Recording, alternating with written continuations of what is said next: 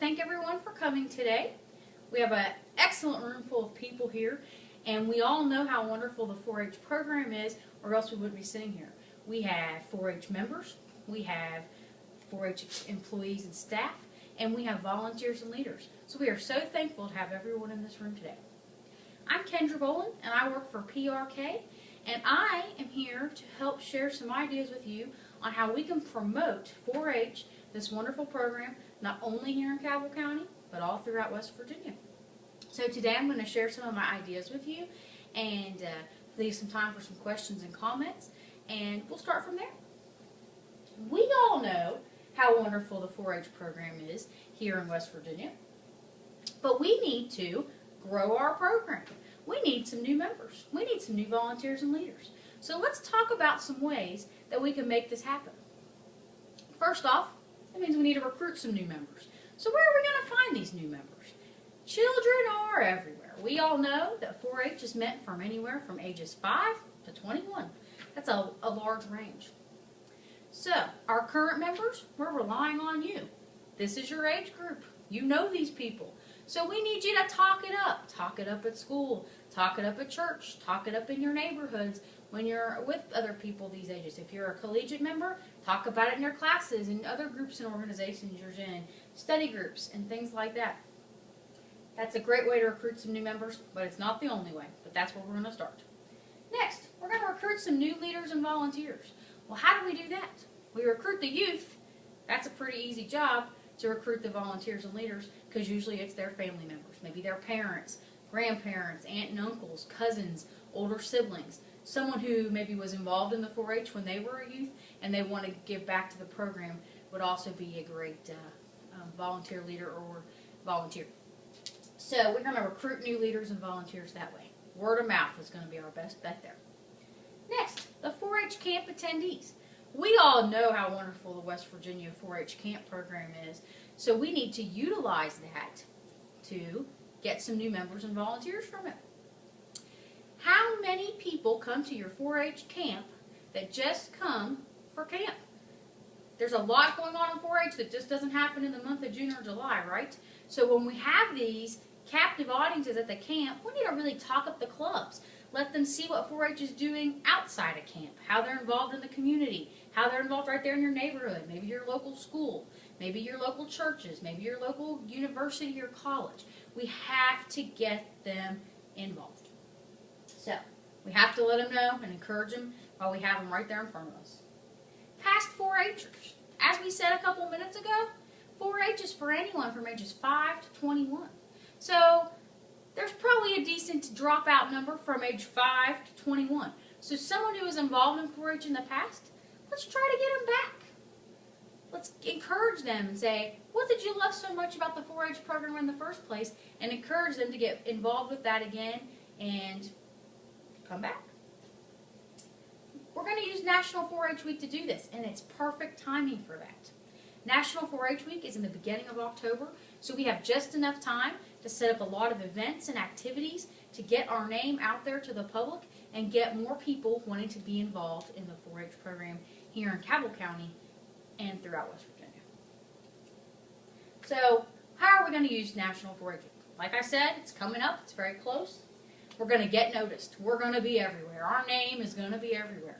We need to set up places. We need to be where the people are.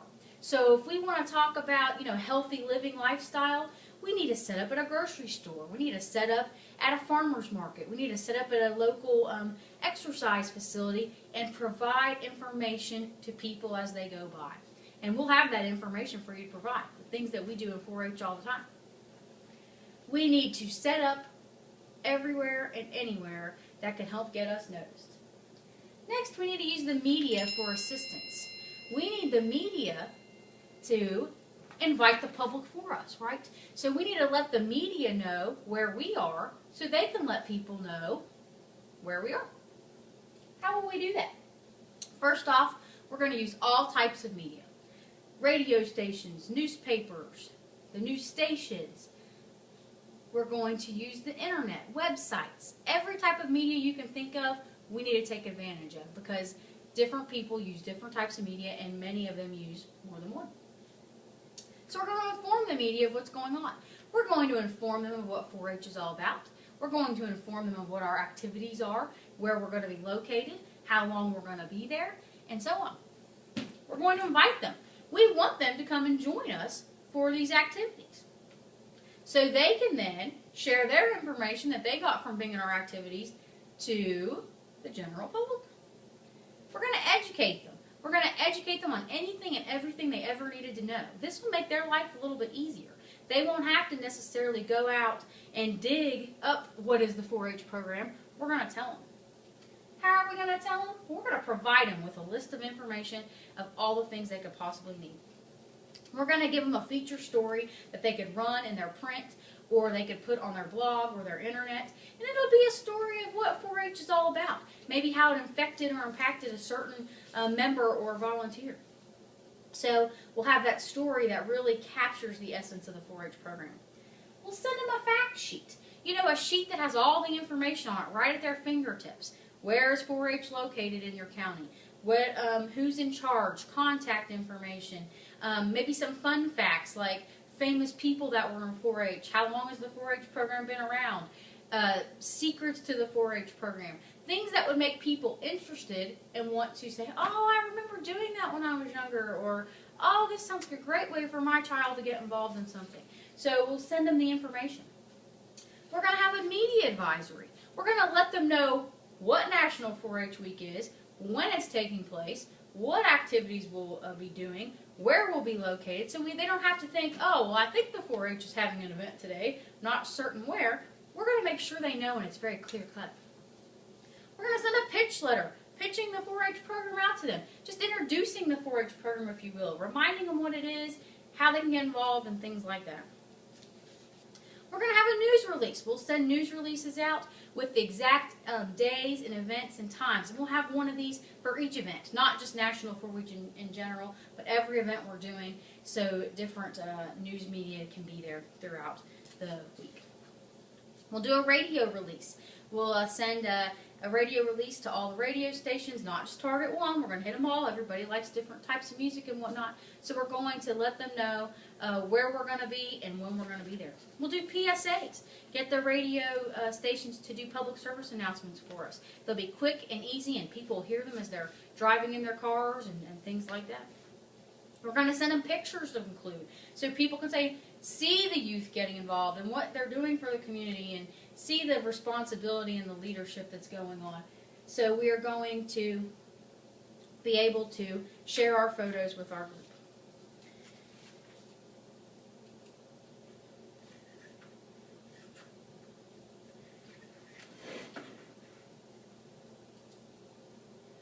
So how are we going to make all this happen? Well, we need to have plans. And lucky today, I have lots of them. So what we're going to do is we're going to talk about our plan just a little bit. We're going to have a new media plan. We all know that a lot of people are on the internet out there. Facebook, Twitter, we have to be there too. That's where the people are. So we're going to have a Facebook page. We're going to have a Facebook page and invite people to attend our events. We'll have a Facebook page that's just a general Facebook page that shares information about the West Virginia 4-H. The volunteers can have their own Facebook page so they can communicate back and forth. The easier we make it for our people to get information and know what's going on, the more we're going to see them, the more they're going to be involved. We'll have an editorial board planning meeting. We're going to send you guys out to talk to newspaper editors and things like that. But in order to do that, you need to know what to say, when to say it, and who to say it to. I'm going to set that up for you. So we'll get together before you go out and do these things, and we'll know exactly who's going to say which thing. We're going to have a media tour plan. I'll set it up for you. You'll know exactly when to be at channel WSAZ, Channel 3's station for your interview. You'll know exactly when to go to Clear Channel Communications for your interview. We'll have it set up, and we're going to share it with the people so they know too, so they know when to look for it on the radio, on the news, the paper, and so on. Next, we'll have a news conference plan. We're going to invite all the different types of media to one place and put our information out there at once and give them the opportunity to ask us questions right in front of us. We'll do it at the local 4-H camp. Can't think of a better location. Get some pictures of our members right there in their home. Plan plan for the webpage. We're really going to focus on our webpage this year. We have to keep it up to date. It needs to be up to date, and we will make sure that it is always current and has reliable information that people need and that it's easy to navigate through. We're going to have meetings and events. We all know 4-Hers go to their meetings, the volunteers go to their meetings. We want to make these meetings meaningful. It's very important that we don't waste people's time and there's an agenda that's followed and so on. So we're going to make sure that everyone is following and making meetings and events meaningful.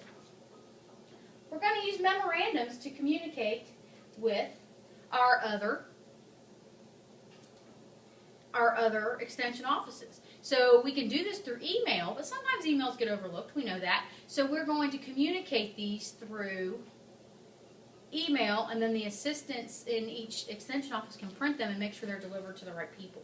So in these memorandums, we'll share things about upcoming meetings, activities, sharing ideas that you could do in your county, and whatnot. We'll also use direct mail and letters for our campaign, and that means that we'll send those things out when necessary. We know that money's tight, so we will, not waste too much money on postage and stationery. But when a direct letter to maybe like an elected official, or thanking somebody for helping us or assisting us, or sending an official letter out to a type of media, we will do that, and we'll make sure that our database with addresses and names is completely updated. We'll also use email. Now we can use email to a little bit more people and use it more often because it doesn't cost nearly as much money. However, we don't want to overcrowd people's mailboxes, so we want to make sure that they get the information, it's easy to read, and they do read it. We're also going to use speeches. What better way to get people to know all about the 4-H program than to actually have someone get up and talk about their experience with the 4-H club. I'll set these speeches up for you and even help get your ideas flowing so you include all the information that you truly want to in your presentation. And we're going to use PR advertising. Now again, we think advertising, we think money, and we know money is tight. However, we can do this with a minimal budget. How about yard signs? Think of those yard signs you see everywhere. You drive down the road, you see them. How about if all 4-Hers and their parents and leaders and volunteers put these in their yard or throughout their neighborhoods, their community, in front of places of businesses, churches, and so on. It just gets the name out there. Decals for your car. Driving down the road, you see a 4-H sticker on the back of that car. Wearing our logo. Let's wear our t-shirts. We all have 4-H t-shirts. Let's continue to get these for our different and various events and use them and wear them and brand ourselves. The more people see that clover, the better off we're going to be. Alright, this was just a quick overview of exactly what we are going to do to be seen and be heard and recruit some new members. So at this time, I'll take any questions or comments that you all might have. Alright, no questions, that's alright. I just want to remind you and everyone here that together we can truly make the best better. And that's what we're going to do. Thank you very much. I look forward to working with you all.